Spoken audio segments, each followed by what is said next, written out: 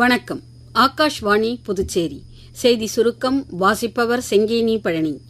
மத்திய ரிசர்வ் காவல்படை தனது 86வது நிறுவன தினத்தை இன்று மத்திய பிரதேசத்தின் நியூமூச்சில் கொண்டாடியது. மத்திய உள்துறை அமைச்சர் திரு அமித்ஷா தலைமை விருந்தினராக கலந்து கொண்டு சிஆர்பிஎஃப் எழுச்சி தின அணிவகுப்பை பார்வையிட்டார். முன்னதாக வீர மரணமடைந்த வீரர்களுக்கு அவர் அஞ்சலி செலுத்தினார்.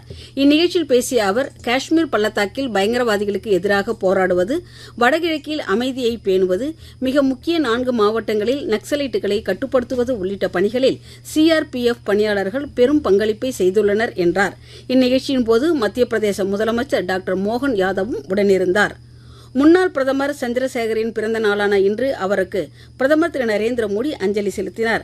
சந்திரசேகர் தனது அரசியலில் எப்பொழுதும் தேச நலனை முதன்மையாக கொண்டிருந்தார் என்றும், சமூக நல்லிணக்கம் மற்றும் தேசத்தை கட்டி எழுப்புவதற்கான அவரது முயற்சிகள் எப்பொழுதும் நினைவு கூறப்படும் என்று பிரதமர் தமது சமூக ஊடக பதிவில் குறிப்பிட்டுள்ளார்.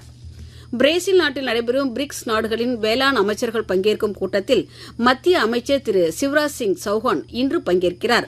பிரிக்ஸ் நாடுகளுக்கு இடையே ஒத்துழைப்பு, புதுமை கண்டுபிடிப்பு, சமமான வர்த்தகத்தை கொண்ட நீடித்த வேளாண்மையை ஊக்குவித்தல் என்ற தலைப்பின் அடிப்படையில் இம்மாநாடு நடைபெறுகிறது.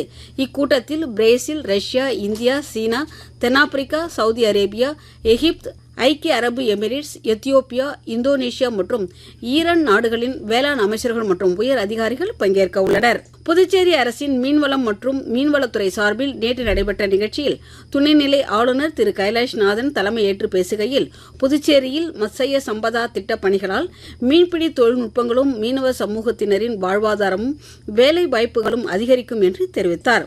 தென்னிந்திய பகுதிகளின் மேல் வளிமண்டலத்தின் கீழடுக்கில் கிழக்கு மற்றும் மேற்கு திசை காற்று சந்திக்கும் பகுதி நிலவுவதால் வரும் 22ஆம் தேதி வரை தமிழகத்தில் ஓரிரு இடங்களிலும், புதுச்சேரி, காரைக்கால் பகுதிகளிலும் லேசானது முதல் மிதமான மழை பெய்யக்கூடும் என சென்னை வானிலை ஆய்வு மையம் தெரிவித்துள்ளது.